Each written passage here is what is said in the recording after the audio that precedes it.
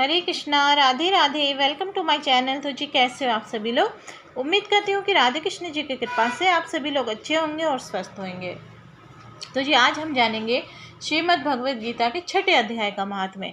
कल हमने 5वां अध्याय जाना था और उस अध्याय में हमने ये जाना था श्री कृष्ण कर्म संन्यास योग यानी कि कर्मों के त्याग के मार्ग और दूसरा की तुलना में कर्म योग भक्ति में काम करने का मार्ग से करते हैं।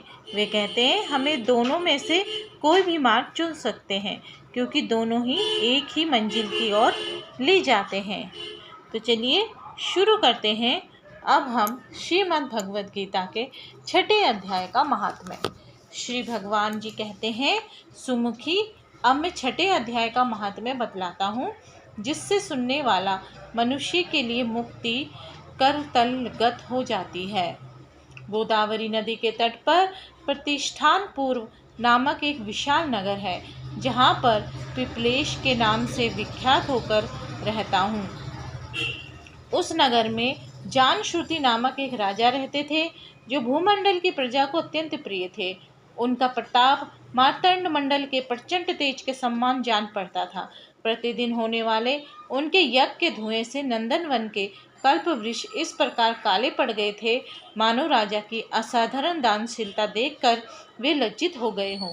उनके यज्ञ में प्राप्त पुडाश के रसास्वादन में सदा आसक्त होने के कारण देवता लोग कभी भी प्रतिष्ठानपुर को छोड़कर बाहर नहीं जाते थे।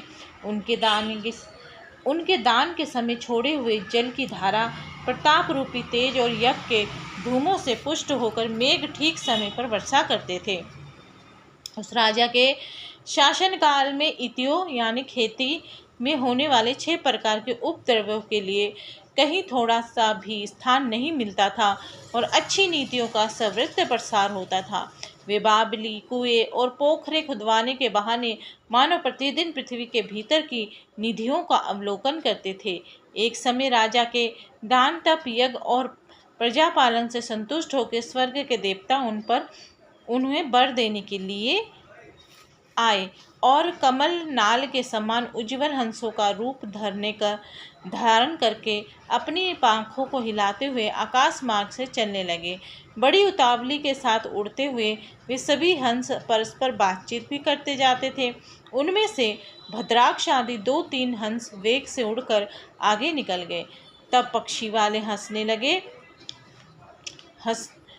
लगे आगे जाने वालों को संबोधित करके कहा, अरे भाई भद्राक्ष, तुम लोग वेग से चलकर आगे क्यों हो गए हो। ये मार्ग बड़ा दुर्गम है, इसमें हम सबको साथ मिलकर चलना चाहिए। क्या तुम्हें दिखाई नहीं देता? ये सामने ही पुण्य मूर्ति महाराज जानश्रुति का तेज पुण्य अत्यंत स्पष्ट रूप से प्रकाशमान हो रहा है। उस तेज से भस्म होने की आकांक्षा है, अति सावधान होकर चलना चाहिए। पीछे वाले हंसों के ये वचन सुनकर आगे वाले हंस हंस पड़े और उच्च स्वर से उनकी बातों की अवहेलना करते हुए बोले, अरे भाई, क्या इस राजा जानश्रुति का तेज ब्रह्मवादी महात्मा ऋग्वेद के तेज से भी अधिक तीव्र है। हंसों की ये बातें सुनकर राजा जानश्रुति अपने ऊंचे महलों की छत से उतर गए और सुखपूर्वक आसन पर विराजमान हो गए। अपने सारथियों को बुलाकर बोले, जाओ महात्मा ऋग्वेद को यहाँ ले आओ। राजा का ये अमृत के समान वचन सुनकर मेह नामक सारथी प्रसन्नता प्रकट करता हुआ नगर से बाहर निकला। सबसे पहले उसने मुक्ति दयानी काशीपुरी की यात्रा की जहाँ जगत के स्वामी भगवान विश्वनाथ मनुष्य को उपदेश दिया करते थे। उसके बाद वे गया क्षेत्र में पहुंचा जहाँ प्रफुल्ल नेत्रों वाले भगवान गदाधर संपूर्ण लोगों का उद्धार करने के लिए निवास करते हैं। तदंतर नाना तीर्थों में भ्रमण करता हुआ सारथी पापनाशी मथुरापुरी में गया।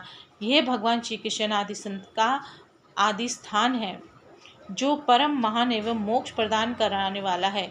वेद और शास्त्रों में वे तीर्थ त्रिभुवनपति भगवान गोविंद के अवतार स्थान के नाम से प्रसिद्ध है। नाना देवता और ब्रह्म ऋषि उसका सेवन करते हैं। मथुरा नगर कालिंदी के किनारे शोभा पाते हैं। उसकी आकृति अर्धचंद्र के समान प्रतीत होती है। वे सब तीर्थों के निवास से परिपूर्ण है, परम आनंद प्रदान करने के कारण सुंदर प्रतीत होता है। गोवर्धन पर्वत के होने से मथुरा मंडल की शोभा और भी बढ़ गई है। वे पवित्र वृक्षों और लताओं से आवृत हैं। उसमें 12 वन है। वे परम पुण्यमय तथा सबको विश्राम देने वाले श्रुतियों के सारभूत भगवान श्री कृष्ण की आधार भूमि है।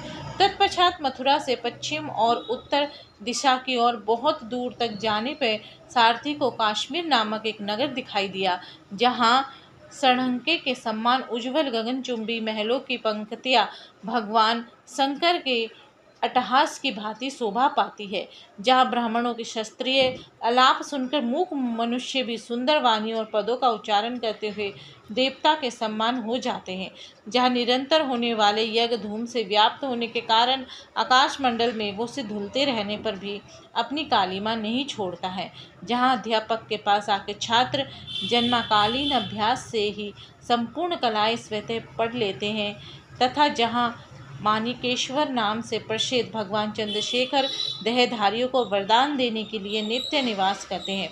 कश्मीर के राजा मानिकेशेष ने दिग्विजय में समस्त राजाओं को जीतकर भगवान शिव का पूजन किया था, तभी से उन्हीं का नाम मानिकेश्वर हो गया था। उन्हीं के मंदिर के दरवाजे पर महात्मा ऋकेव एक छोटी सी गाड़ी पर बैठे अपने अंडकों को खुजलाते हुए वृक्ष की छाया का सेवन कर रहे थे।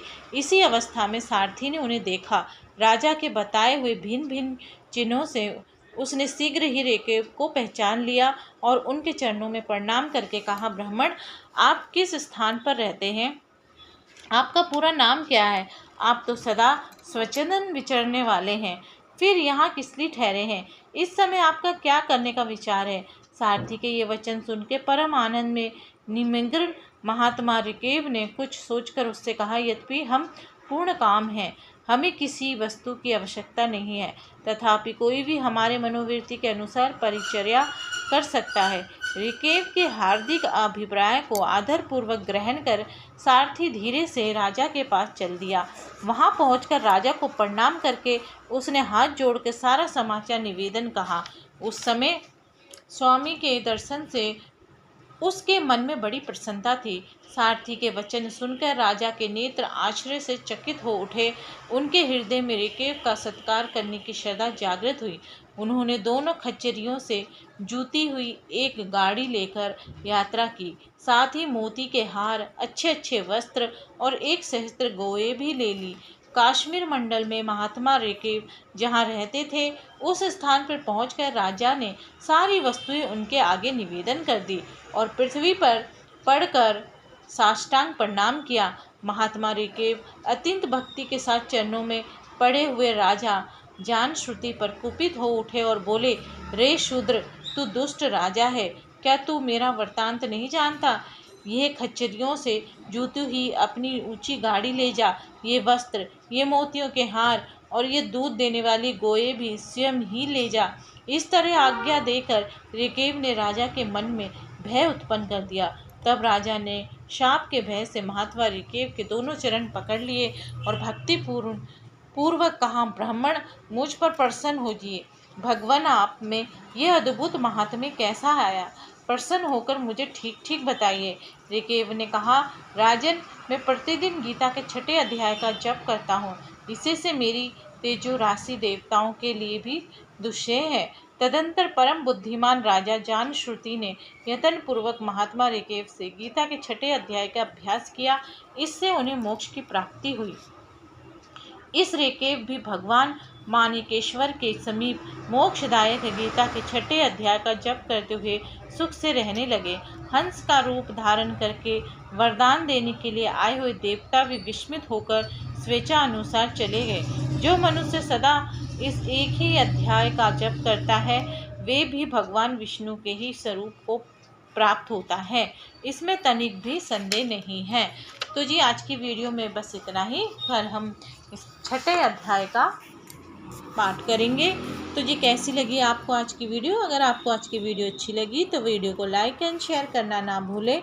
हरे कृष्णा, राधे राधे।